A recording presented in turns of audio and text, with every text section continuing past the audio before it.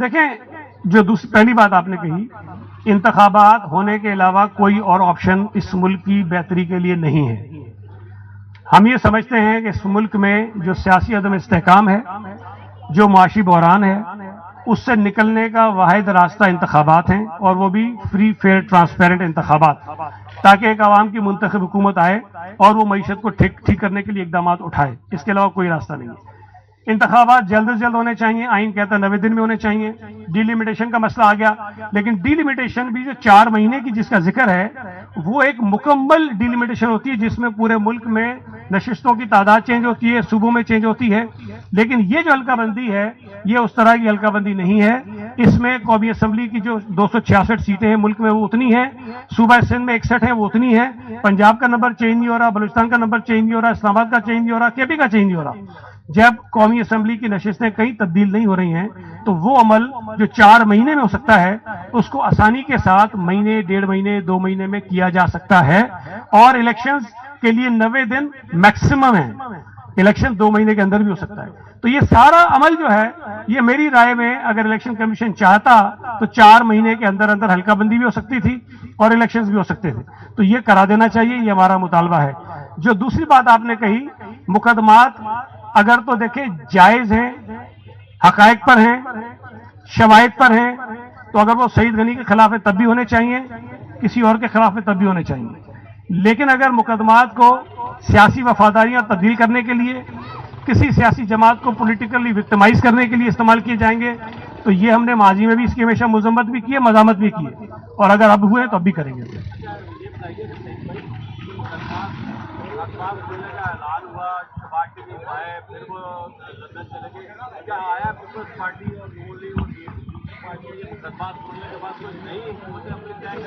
دیکھیں، ایک تو میں جتنا سمجھ پاتا ہوں وہ بتاؤں گا، ہو سکتا ہے میری رائے غلط ہو، لیکن جتنا میں انڈرسٹینڈ کرتا ہوں، نیب کا جو قانون میں جو ترمیم ہوئی تھی، اس ترمیم سے مقدمے ختم نہیں ہوئے تھے.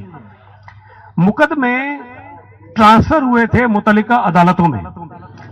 کچھ مقدمے ایسے ہیں جو بینکنگ کورٹس میں جانے چاہیے، وہ وہاں چلے گئے تھے. کچھ مقدمے اور اینٹی کرپشن میں جانے چاہیے تھے، وہاں چلے گئے تھے. کچھ مقدمے کسی اور کورٹ میں جانے تھے، وہ وہاں چلے گئے تھے.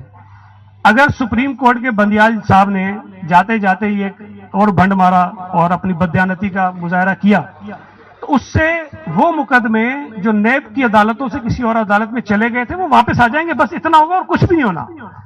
اور جہاں تک Peoples Party, P M L N یا کسی اور کے خلاف ان مقدموں کی بات ہے تو وہ تو سب بھگت چکے ہیں. وہ 90 دن کے ریمانڈ بھی بھگت چکے، وہ سزائیں بھی بھگت چکے، ان کی ضمانتیں بھی ہو چکی. ان میں سے کوئی مقدمہ ایسا نہیں ہے جو نیا ہو اور ہماری قیادت کے خلاف کوئی نئی کارروائی شروع ہو. ہاں، اس بندیال کے فیصلے کا جو اثر ہوگا وہ پی ٹی آئی کے لوگوں کے اوپر زیادہ ہوگا جنہوں نے 90 دن کا ریمانڈ جن کا نہیں ملا. اب وہ جو ہے انشاءاللہ تعالیٰ اللہ کے فضل سے اگر نیب کے شکنجے میں آئیں گے تو 90 دن کے ریمانڈ پہ جائیں گے اور اس کے بعد جو کارروائی ہوگی وہ بھگتیں گے. تو جو سپریم کورٹ کا فیصلہ آیا ہے اس کا اثر اگر کسی سیاسی جماعت پر ہوگا تو وہ پی ٹی آئی پہ ہوگا اور کسی پہ نہیں ہوگا. بہت شکریہ.